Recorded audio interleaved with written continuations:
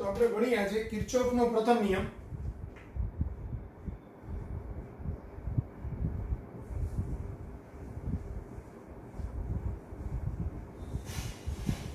તો કિર્ચોફનો પ્રથમ નિયમ એવું કહે છે, જંક્શન પાસે ભેગા મળતા વિદ્યુત પ્રવાહોનો બેઝિક સરવાળો શૂન્ય હોય છે.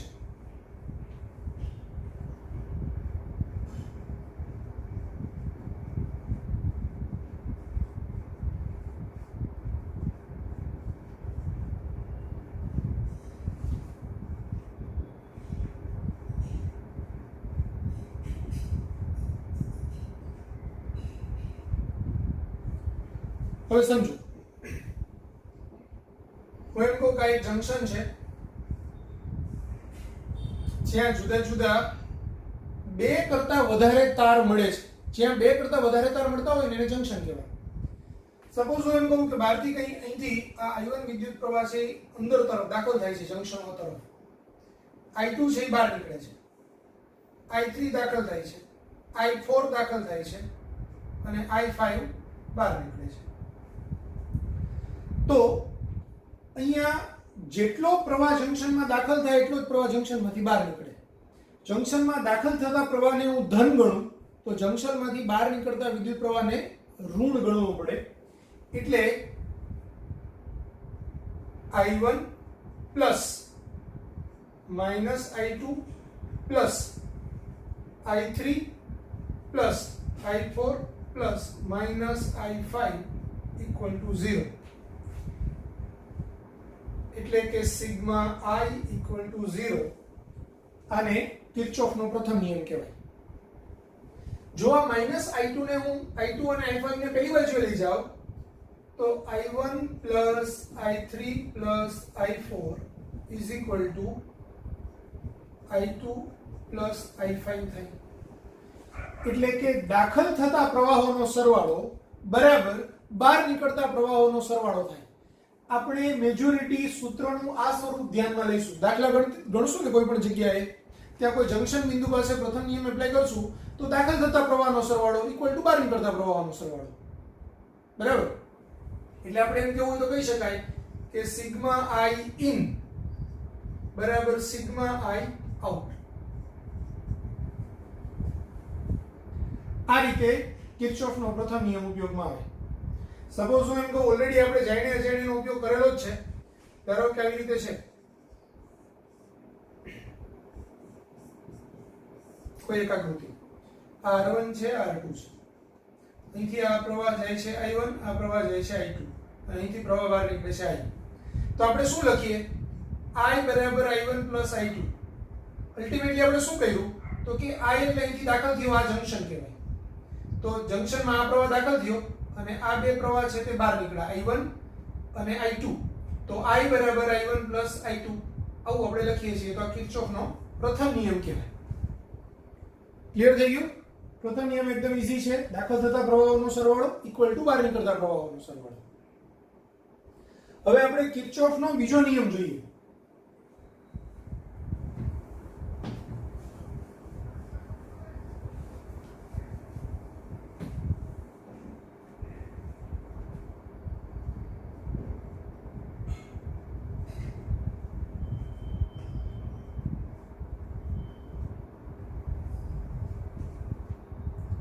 તો કિર્ચોફનો બીજો નિયમ સમજવા માટે પહેલા તો એક આકૃતિ ડ્રો કરો.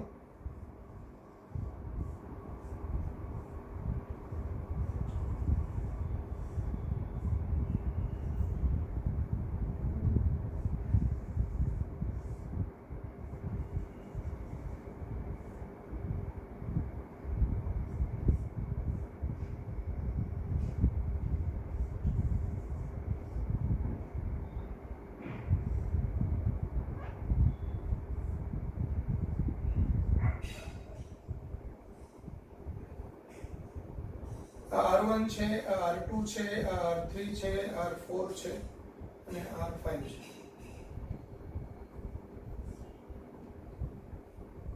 आ A B C D E. હવે ધારો કે આપણે એમ કહીએ કે અહીંથી પ્રવાહ દાખલ થતો છે એટલે એમાંથી R1 માંથી વહેતો પ્રવાહ I1 છે, અહીંયા વહેતો પ્રવાહ I2 છે, આ દિશામાં વહેતો પ્રવાહ I3 છે, આ દિશામાં વહેતો પ્રવાહ I4 છે, અહીંયા વહેતો પ્રવાહ I5 છે. કારણ કે અહીંથી પ્રવાહ આવશે, બે ભાગ પડશે, એમ થતા થતા એ I1 I2 પ્રવાહો આવશે. બરાબર, આપણે માત્ર અંદરના જ પ્રવાહને ધ્યાનમાં લીધેલા છે. અહીંયા વિદ્યુત કોષ છે એનું EMF E1 છે, આ વિદ્યુત કોષનું EMF E2 છે, આ વિદ્યુત કોષનું EMF E3 છે. હવે કિર્ચોફનો બીજો નિયમ છે એ વિદ્યુત સ્થિતિમાનની એક મૂલ્યતા એના પર આધારિત છે. વિદ્યુત સ્થિતિમાનની એક મૂલ્યતાનો અર્થ શું થાય? તો ડીસી પરિપથ હોય કે જેમાં પ્રવાહનું મૂલ્ય સ્થિર હોય, વધઘટ ન થઈ રહ્યું હોય, તો સ્થિર પરિપથની અંદર કોઈ પણ બિંદુનું વિદ્યુત સ્થિતિમાન સમય સાથે બદલાતું નથી. એને વિદ્યુત સ્થિતિમાનની એક મૂલ્યતા કહેવાય. એટલે કે એનું સ્થિતિમાન VA હોય તો એ VA જ રહે, પછી એ સમય સાથે બદલાય નહીં. આનું સ્થિતિમાન VB હોય તો એ સમય સાથે બદલાય નહીં. આનું સ્થિતિમાન VC હોય તો એ સમય સાથે બદલાતું નથી. આનું VD હોય તો સમય સાથે બદલાતું નથી. આ રીતે. હવે બીજું, વિદ્યુત પ્રવાહ હંમેશા વધુ સ્થિતિમાનથી ઓછા સ્થિતિમાન તરફ વહન પામે. વિદ્યુત પ્રવાહ હંમેશા વધુ સ્થિતિમાન થી ઓછા સ્થિતિમાન તરફ વહન પામે. એક આ કન્સેપ્ટ કામનો છે. બીજું, બેટરીના ધનથી ઋણ છેડા બાજુએ જઈએ તો સ્થિતિમાનમાં બેટરીના EMF જેટલો ઘટાડો થાય, અને જો ઋણથી ધન બાજુએ જઈએ તો સ્થિતિમાનમાં EMF જેટલો વધારો થાય. બેટરીના ઋણ છેડાથી ધન છેડા તરફ જઈએ તો સ્થિતિમાનમાં E જેટલો વધારો થાય. એટલે કે આમ હોય, આપણી મુસાફરીની દિશા આમ હોય, આ સ્થિતિમાન VA, આ VB.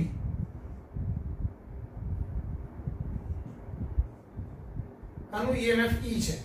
તો આપણે એમ કહી શકાય કે આનું સ્થિતિમાન VA છે, ઋણથી ધન બાજુએ ગયા તો આ ધન છેડો, તો VA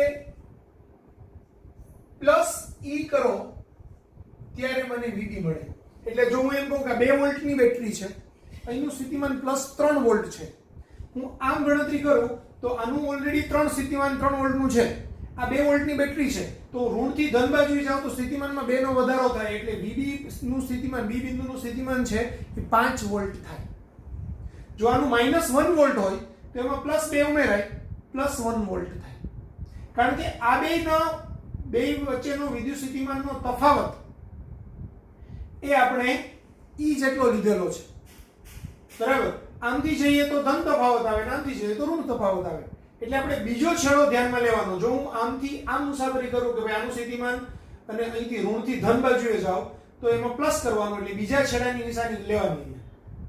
જો હું આમ જાઉં તો VB માઈનસ VA, તો VA થયું. જો હવે હું આમ જાઉં તો આનું સ્થિતિમાન પહેલા છે VB માઈનસ ધનથી ઋણ બાજુ ગયું, માઈનસ E બરાબર V.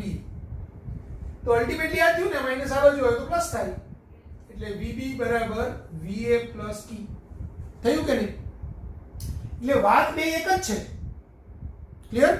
પહેલા ફંડામેન્ટલ સમજશો, પછી તમને કિર્ચોફનો નિયમ સમજાવીશ તો એકદમ ઈઝીલી ખ્યાલ આવી જશે. તો આપણે બીજું લખી કાઢીએ.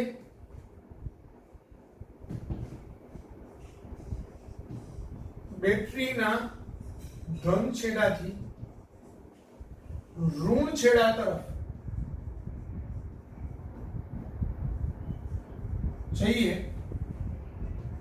તો સ્થિતિમાનમાં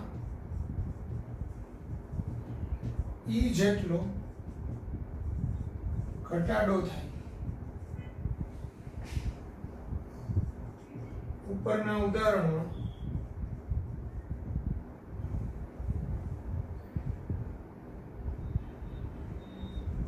B થી A તરફ જતા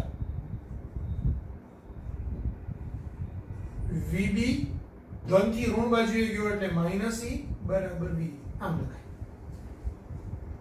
ખ્યાલ આવી ગયો? પહેલા આટલું લખી કાઢો.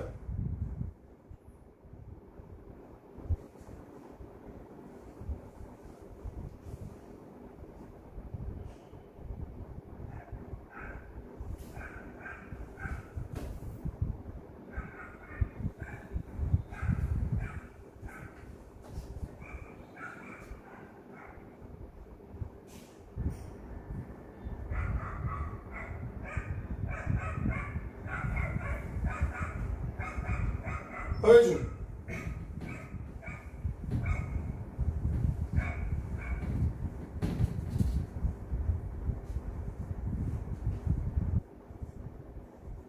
વિદ્યુત સ્થિતિમાન ની એક મૂલ્યતા સમજો. હું એ બિંદુથી આમ મુસાફરી કરું છું. મુસાફરી કોઈ પણ દિશામાં કરવાની છૂટ હોય. તમે આમ જાઓ અથવા અહીંથી આમ જાઓ, કોઈ વાંધો નથી, કારણ કે એ બિંદુનું સ્થિતિમાન એનું જ રહેવાનું છે. હવે હું એમ કહું કે એનું સ્થિતિમાન છે V. એથી હું આ બાજુ તરફ જઈ રહ્યો છું. વચ્ચે શું આવ્યું? અવરોધ આવ્યો. પ્રવાહની દિશા કેવી છે? તો કે આ બાજુએ છે. તો હંમેશા મને ખબર છે કે પ્રવાહ છે એ વધુ સ્થિતિમાનથી ઓછા સ્થિતિમાન તરફ વહન પામે. અવરોધના બે છેડા વચ્ચેનો વિદ્યુત સ્થિતિમાનનો તફાવત એ ઓહમના નિયમ મુજબ V બરાબર IR હોય. એટલે આ બે છેડા વચ્ચે I1 R1 જેટલો વિદ્યુત સ્થિતિમાનનો તફાવત છે. તફાવત ક્યારે ઉત્પન્ન થાય? જ્યારે એકનું સ્થિતિમાન વધારે, બીજાનું સ્થિતિમાન ઓછું. તો અહીંયા હું એમ કહું કે આ M બિંદુ છે, તો A થી M બાજુએ જાવ તો કોનું સ્થિતિમાન વધારે? તો નક્કી એના પરથી થાય, પ્રવાહ આમ છે. મતલબ એનું સ્થિતિમાન વધુ છે, એમનું ઓછું છે. તો એનું સ્થિતિમાન અહીંયા છે, તો એમનું સ્થિતિમાન કેટલું થશે? તો કે આનું VA છે. તો એમનું સ્થિતિમાન VM બરાબર, આમાંથી મારે આમ જાઉં છું તો I1 R1 જેટલો ઘટાડો કરવો પડે, એટલે -I1 R1, ત્યારે મને શું મળશે? ઇક્વલ ટુ VM મળશે. બરાબર. હજુ M થી હું B તરફ જાઉં તો B નું સ્થિતિમાન કેટલું મળશે? તો હવે VM નું સ્થિતિમાન તો આટલું હતું. બરાબર. અહીંથી હું ધન થી ઋણ તરફ જાઉં છું તો શું થાય? બેટરીના EMF જેટલો, બીજી દિશાની લેવાની ઋણ માઈનસ, તો બેટરીના EMF જેટલો ઘટાડો થાય. એટલે એમનું સ્થિતિમાન કેટલું હતું? હું આમ લખું VM E1 બરાબર VB. પણ VM એટલે શું છે? VA I1 R1 E1 બરાબર VB. તો આનું સ્થિતિમાન મારે ગણવું હોય તો અહીંથી સ્ટાર્ટ કરું તો VA પ્રવાહની દિશામાં જાવ એટલે -I1 R1, બીજી નિશાની એટલે -E1 બરાબર VB. હજુ અહીંયા સુધી જાવ તો હવે આનું સ્થિતિમાન તો VB છે જ. બરાબર. તો અહીંથી શરૂઆત કરતો કરતો અહીંયા સુધી પહોંચું તો શું થાય? આનું સ્થિતિમાન VA -I1 R1 -E1 એટલે અહીંયા પહોંચો. હજુ -I2 R2, હજુ બીજી નિશાની એટલે -E2 બરાબર VC. મારે VC સુધી નહીં, VD સુધી જવું છે. તો હજુ કન્ટિન્યુ જ કરું અહીંથી. તો માઈનસ, હવે નહીં, માઈનસ નહીં આવે. અહીંયા તીર આમ છે, મતલબ આના સ્થિતિમાન કરતા આનું સ્થિતિમાન વધારે છે. વધારે હોય તો આ ઉમેરવું પડે, એટલે પ્લસ I3 R3 બરાબર VD. હજુ મારે કન્ટિન્યુ કરવું છે VD ને, તો અહીંથી આમ જાઉં તો આ બીજી નિશાની એટલે -E3. તો આ હજુ કન્ટિન્યુ કરું છું તો -E3. પ્રવાહ સામે વળે છે તો પ્લસ, એટલે પ્લસ I4 R4. અહીંયા પહોંચ્યો તો આ સ્થિતિમાન અહીંથી લઈને અહીંયા સુધીનો સરવાળો બાદબાકી કરતા આપણે સ્થિતિમાન શું મળ્યું બરાબર VE. ના હજુ મારે કન્ટિન્યુ કરવું છે એ સુધી, ફરી મારે એ સુધી પહોંચવું છે. તો ઇક્વલ ટુ હજુ અહીંથી હું કન્ટિન્યુ કરું છું, પ્રવાહની દિશામાં જાવ તો માઈનસ I5R5. તો હું પાછો ક્યાં પહોંચી ગયો એ પાસે. પણ વિદ્યુત સ્થિતિમાનની એક મૂલ્યતા એમ કે જે બધાનું જે બિંદુ હોય એનું સ્થિતિમાન તો એટલું ને એટલું રહેવું જોઈએ. એટલે મેં VA થી ગણતરી કરતા પ્લસ માઇનસ કરતા પાછો અહીંયા પહોંચ્યો તો એ સ્થિતિમાન કેવું હોવું જોઈએ VA. ખ્યાલ આવ્યો?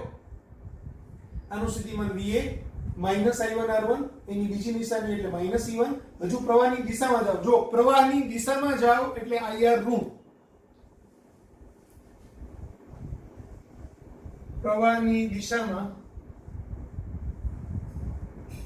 IR ઋણ લેવું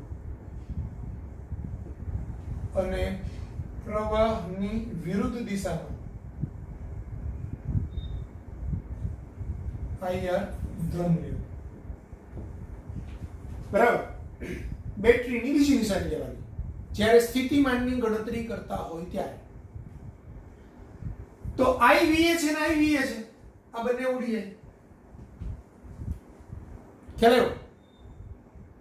એટલે -I1R1 -I2R2 +I3R3 +I4R4 -I5R5 equal to આ -E1 પહેલી વાર જાય તો +E1 થાય, -E2 પહેલી વાર જાય તો +E2 થાય અને -E3 પહેલી વાર જાય તો +E3 થાય. બરાબર. તો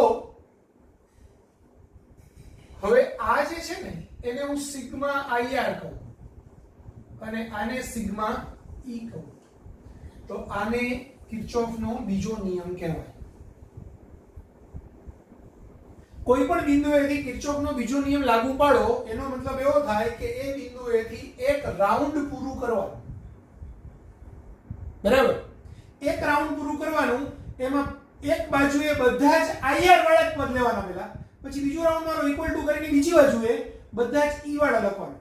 આ રીતે લખ્યું હોય તો એને વિદ્યુત સ્થિતિમાનની એક મૂલ્યતા કહેવાય. એક બાજુએ IR અને બીજી બાજુએ E લખ્યું હોય તો એને કિર્ચોફનો બીજો નિયમ કહેવાય. બરાબર. એટલે કિર્ચોફનો બીજો નિયમ આ બે વસ્તુ એક જ છે, આના પરથી જ આવેલું છે, પણ કિર્ચોફનો બીજો નિયમ એને વિધાનના સ્વરૂપમાં એવો આપેલો કે કોઈ બંધ પરિપથમાં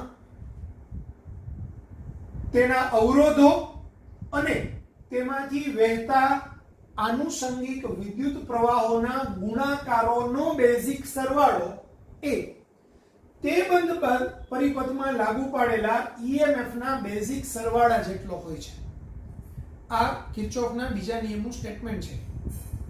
કોઈ પણ બંધ પરિપથમાં વિદ્યુત પ્રવાહોના કોઈપણ બંધ પરિપથમાં અવરોધો અને તેમાંથી વહેતા આનુષંગિક વિદ્યુત પ્રવાહોના ગુણાકારોનો સમગ્ર બંધ માર્ગ પરનો સરવાળો એ તે બંધ માર્ગમાં લાગુ પાડેલા EMF ના બેઝિક સરવાળા જેટલો હોય છે. સ્ટેટમેન્ટ યાદ ન રહે તો કોઈ જરૂરિયાત નથી. હવે એને લાગુ કેમ પાડવું ટ્રીક શીખી લ્યો. બરાબર.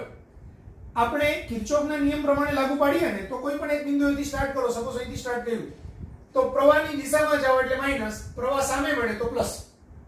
તો અહીંથી સ્ટાર્ટ કર્યું -I1R1, પ્રવાહની દિશામાં ગયા, હજુ પ્રવાહની દિશામાં -I2R2, અહીંયા આવ્યો તો +I3R3, આમ જાઓ તો +I4R4, હજુ પ્રવાહની દિશામાં જાઓ તો -I5R5 ઇક્વલ ટુ. હવે અહીંયા પહોંચી ગયો, એક ચક્કર મારી અને એ પાછો પહોંચી ગયો તો ઇક્વલ ટુ લખવાનું. હવે બેટરી કરતું નીકળવાનું. તો અહીંથી આપણે અહીંયા આવ્યા એટલે પહેલા બેટરી આવી ધન. અહીંયા બેટરીમાં જો હું જ્યારે કન્ટિન્યુઅસમાં લખું ને તો બીજો છેડો માઈનસ લખાય, પણ આ પેલી બાજુ જાય તો પ્લસ થાય. એટલે પહેલો છેડો કિર્ચોફના એક નિયમ પ્રમાણે જો આપણે લખતા હોય કે એક બાજુ બધા IR અને બીજી બાજુ બધા EMF, તો પહેલી નિશાની લખતી જવાની. તો અહીંયા પહેલી નિશાની +E1, અહીંયા પહેલી નિશાની +E2, અહીંયા પહેલી નિશાની +E3. જો હું બધું જ સળંગ લખતો જાઉં, અવરોધ ને બેટરી ને બધું સળંગ લખતો જાઉં, તો મારે બીજી નિશાની બેટરીની લેવાની. પણ બંને કેસમાં અવરોધમાંથી પ્રવાહની દિશામાં જાવ તો -IR અને સામે મળે પ્રવાહ તો +IR. ક્લિયર? હવે એમ કહે સર મારે આમ ન જવું હોય, ઊંધું જવું હોય તો આમથી આમ જવું હોય તો જાવ, કોઈ વાંધો નથી. તો અહીંથી શરૂઆત કરો અને ફરી નામ આવો અને આમાંથી બે બાજુથી માઈનસની સાઈન હું કોમન કાઢી લઉં તો બે જવાબ એક જ આવે. સપોઝ હું આખા પરિપથમાંથી માઈનસની સાઈન કોમન કાઢી લઉં, આ બાજુથી માઈનસ કોમન કાઢું, આ બાજુથી માઈનસ કોમન કાઢું, તો આ +I1R1 થાય, આ +I2R2 થાય, આ +I3R3 થાય. સોરી, આ બે માઈનસ થશે. -I3R3 -I4R4 +I5R5 equal to -E1 -E2 -E3. મેં બંને બાજુએથી માઈનસની સાઈન કોમન કાઢીને કેન્સલ કરી, એટલે મને આ સમીકરણ મળ્યું. એ તો કોના પરથી મેળવ્યું? આના પરથી મેળવ્યું. હવે હું આમથી ફરી નામ આવું તો અહીંયાથી પ્રવાહની દિશામાં જાઉં, એટલે પ્રવાહની વિરુદ્ધ દિશામાં જાઉં તો +I5R5, પ્રવાહની દિશામાં જાઉં -I4R4, પ્રવાહની દિશામાં જાઉં -I3R3, પ્રવાહ સામે મળે +I2R2, પ્રવાહ સામે મળે +I1R1 equal to અહીંયા પહોંચી ગયો. પાછું હું બેટરી કરતો નીકળું તો અહીંયા પહેલી બેટરી આવી -E3, અહીંથી પાછો આવ્યો તો બીજી બેટરી આવી -E2, પહેલી નિશાની લેવાની ધ્યાનમાં, અહીંયા આવ્યો તો પહેલી નિશાની -E1. ખ્યાલ આવ્યો? હવે આ બે વસ્તુ એક જ છે, ખાલી ક્રમ અડાવડો છે. +I1R1 +I1R1 +I2R2 +I2R2 -I3R3 -I3R3 -I4R4 -I4R4, આ પ્લસ અને આ ત્રણેય માઈનસ, તો આ ત્રણેય માઈનસ. ખ્યાલ આવી ગયો? એટલે કિર્ચોફના નિયમ તમે કોઈ પણ ડાયરેક્શનમાં એપ્લાય કરી શકો, કોઈ વાંધો નથી. બરાબર? કિર્ચોફનો નિયમ હું આમ એપ્લાય કરું, બધું લાઈનમાં લેતો જાઉં, તો મારે શું કરવાનું? આવું કરવાનું.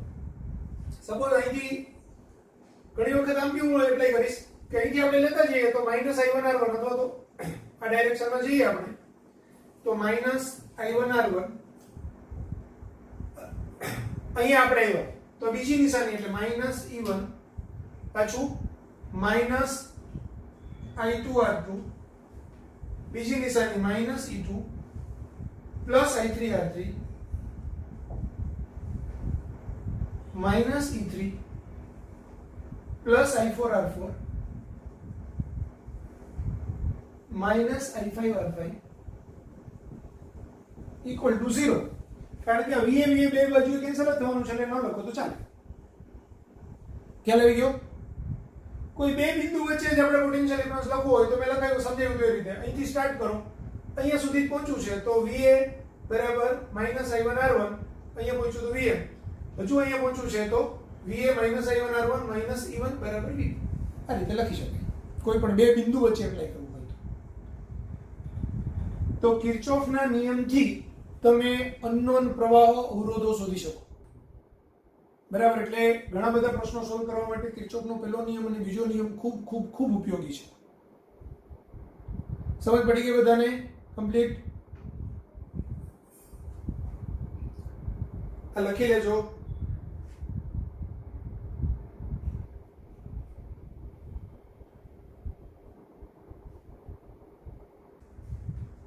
એક ક્વેશ્ચન જુઓ. અહીંયા તમને એક પરિપથ આપેલો છે. આ આપેલ પરિપથની અંદર I1, I2 તથા I3 શોધો. આવો આપણો ક્વેશ્ચન છે. આ ક્વેશ્ચનથી તમારા કિર્ચોફનો પહેલો નિયમ, બીજો નિયમ બધા જ કન્સેપ્ટ ક્લિયર થઈ જાય એ પ્રમાણે પસંદ કર્યો છે મેં ક્વેશ્ચન.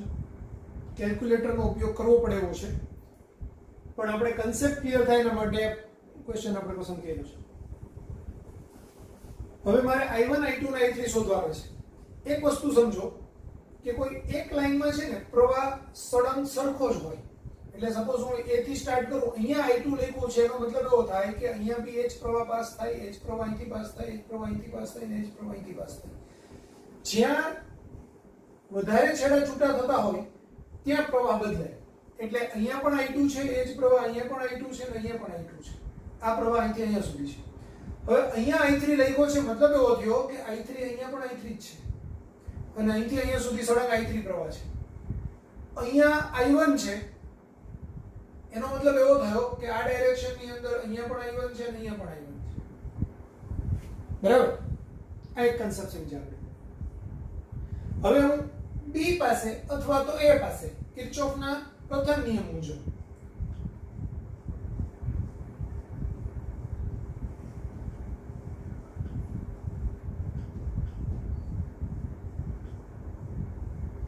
જો હંમેશા આ ટાઈપની સર્કિટની અંદર અનનોન કેટલા છે, તો અહીંયા અનનોન છે I1, I2 અને I3 ત્રણ છે. જેટલા અનનોન હોય એટલા સમીકરણ બનાવવા પડે. બરાબર? તો અહીંયા આપણે ત્રણ અનનોન છે એટલે ત્રણ સમીકરણ બનાવવા પડશે. એમાંનું એક સમીકરણ હું કિર્ચોફના પહેલા નિયમથી બનાવીશ, બાકીના બે સમીકરણ છે કિર્ચોફના બીજા નિયમથી બનાવીશ. તો કિર્ચોફના પ્રથમ નિયમ મુજબ અહીંયા આવે છે શું જંકશન પાસે, તો કે I3. એમાંથી બે ભાગ પડે છે, બહાર નીકળે છે I2 અને I1 અને I2. તો આપણે અહીંયા I1 I2 બહાર નીકળતા પ્રવાહ બરાબર દાખલ થતો પ્રવાહ I3. આ પહેલું સમીકરણ. હવે હું અહીંથી આમ સમીકરણ બનાવું. બરાબર? A B C D G A B C D G A બંધ પરિપથ માટે કિર્ચોફના બીજા નિયમ મુજબ. તો હું A થી B સુધી જાઉં કઈ નથી, B થી C તરફ જાઉં તો પ્રવાહની દિશામાં જઈ રહ્યો છું. પ્રવાહની દિશામાં જાઉં એટલે માઈનસ -30I1. અહીંયા આવ્યું. અહીંથી હું આમ જાઉં છું તો બીજી નિશાની હું કન્ટિન્યુઅસમાં બધું લખું છું. તો આ માઈનસ આ બાજુ આવું એટલે પ્લસ +45. કન્ટિન્યુઅસમાં લખું તો બેટરીની બીજી નિશાની લેવાની. પ્રવાહની દિશામાં જાઉં છું. અહીંયા પ્રવાહ છે I3 તો -I3 * 1 એટલે -I3. હજુ પ્રવાહની દિશામાં જાઉં છું તો -40I3. અહીંયા આવી ગયો એટલે ઇક્વલ ટુ બંધ પરિપથ પૂરો થયો તો 0. તો આના પરથી શું થયું? આ 45 આ -30 પહેલી બાજુ જોઈએ તો 30I1 આ 40 + 1 41 એટલે +41I3. આ સમીકરણ નંબર 2.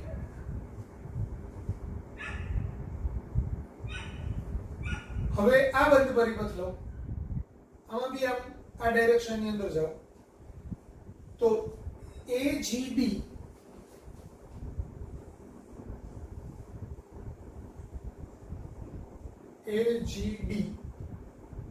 E F A બંધ પરિપથ માટે કિર્ચોફના બીજા નિયમ મુજબ પ્રવાહ સામે મળે છે એટલે પ્રવાહની વિરુદ્ધ દિશામાં જાવ તો પ્લસ, તો 40I3 પ્લસ. હજુ પ્રવાહ સામે મળે છે તો 1 * I3 એટલે +I3. અહીંથી હજી હું આમ જાઉં છું તો બીજી નિશાની એટલે -45. અહીંયા આવ્યો તો પ્રવાહ સામે મળે છે +20I2. અહીંયા જાવ તો આ ડાયરેક્શનમાં હું અહીંથી આમ ફરીને આમ જાઉં છું તો જો અહીંયા બી પ્રવાહ સામે મળે છે એટલે +I2. અહીંયાથી હું આમ જાઉં છું તો -80 બીજી નિશાની. અહીંથી પાછો અહીંયા આવી ગયો ઇક્વલ ટુ 0. જે બિંદુએથી સ્ટાર્ટ કરો એ બિંદુએ પાછા આવો ઇક્વલ ટુ 0. કન્ટિન્યુઅસમાં બધું રહેતું જવાનું. પ્રવાહની દિશામાં જાવ તો -IR, પ્રવાહ સામે મળે તો +IR. બેટરીમાંથી પાસ થાવ ત્યારે બેટરીની બીજી નિશાની લેવાની. અહીંથી જાવ તો બેટરીની બીજી નિશાની, તો અહીંયા બીજી નિશાની માઈનસ છે, અહીંયા બી બીજી નિશાની માઈનસ છે. જ્યાં અવરોધ ન હોય ત્યાં કઈ આવે નહીં. ક્લિયર? હવે આનું સમીકરણ કેવું બનશે? તો કે 40 ને 41 એટલે 41I3 + 20 + 1 21I2. આ -45 -80 એટલે આ બાજુએ જશે તો 80 ને 45 એટલે 125 125 પહેલી વાર જાય તો પ્લસ થાય આ સમીકરણ નંબર 3 તો મને 3 સમીકરણ મળ્યા આ 3 સમીકરણ પરથી મારે i1 i2 અને i3 શોધવા છે શું કરાય તો સમજો અહીંયા પહેલા સમીકરણમાં i1 i2 અને i3 ત્રણેય છે આમાં i1 અને i3 છે આમાં i2 અને i3 છે તો હું આમાંથી i1 ને સૂત્રનો કરતા કરું અને i1 ની કિંમત i3 ના સ્વરૂપમાં આમાં મૂકી દઉં આમાંથી હું i2 ને સૂત્રનો કરતા કરું અને એની કિંમત આમાં મૂકી દઉં તો મને i3 મળી જાય પછી i3 ની કિંમત હું અહીંયા મૂકું એટલે મને i1 મળે આમાંથી i3 ની કિંમત આમાં મૂકું એટલે મને i2 મળે ખ્યાલ આવ્યો તો હું પહેલા શું કરીશ સમીકરણ 2 પરથી i1 એટલે આ 41 i3 આ માઈનસ થશે અને 30 છેદમાં જશે સમીકરણ 2 પરથી 45 માઈનસ 41 i3 બરાબર 30 i1 એટલે i1 બરાબર 45 માઈનસ 41 i3 છેદમાં 30 સમીકરણ નંબર 4 સમીકરણ 3 પરથી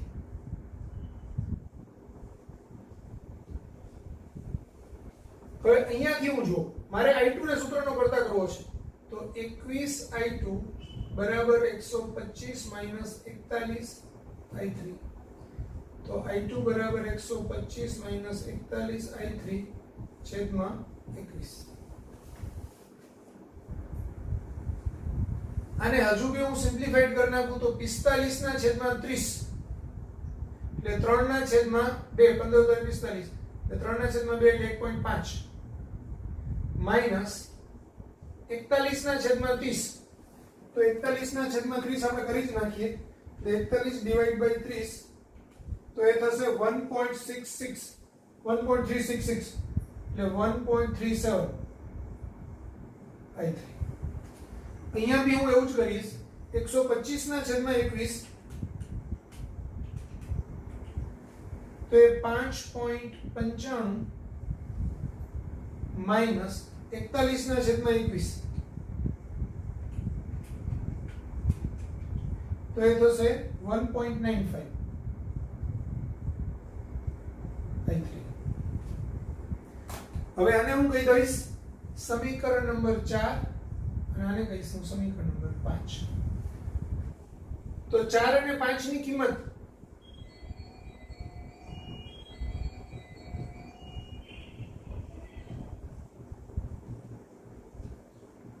સમીકરણ 1 માં મૂકતા તો શું થશે i1 ની કિંમત 1.5 માઈનસ 1.37 i3 વત્તા i2 ની કિંમત 5.95 minus 1.95 i3 equal to i3 આ બેનો સરવાળો 1.5 પ્લસ 5.95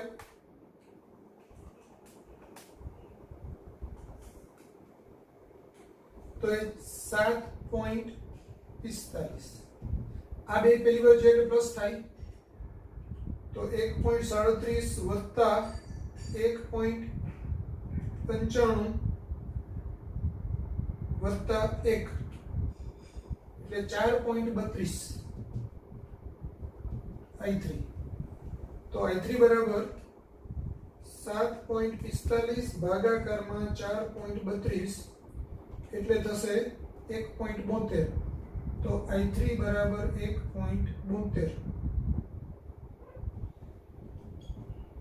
એમ્પિયર મને એક આન્સર મળ્યો હવે આ i3 ની કિંમત હું સમીકરણ 1 માં 4 માં મૂકું તો i1 બરાબર શું થશે 1.5 માઈનસ 1.37 બ્રેકેટમાં i3 એટલે 1.72 તો 1.5 1.5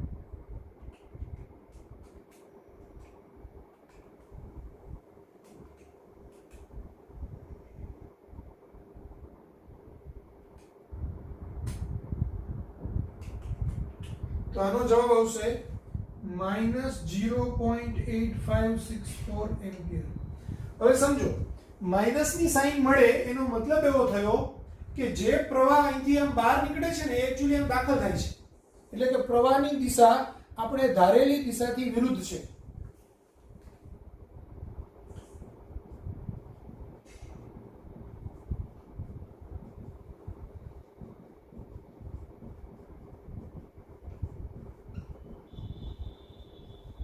પણ પ્રવાહનું મૂલ્ય તો આટલું જ હશે 0.8564 એમ્પિયર, એટલે એ જવાબ ખોટો નથી, એટલે મૂલ્ય જ આપણે પકડવાનું એનું.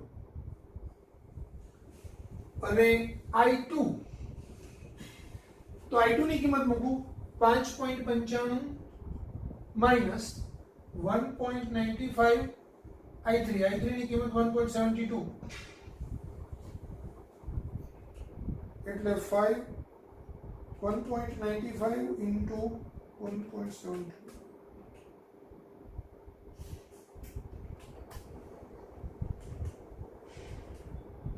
તો આન્સર આવશે 2.596 એમ્પિયર.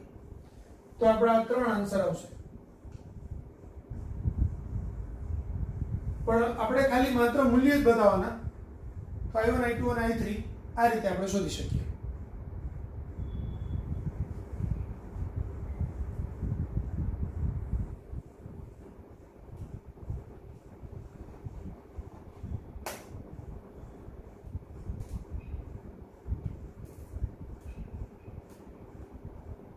ખ્યાલ આવી ગયો બધાને?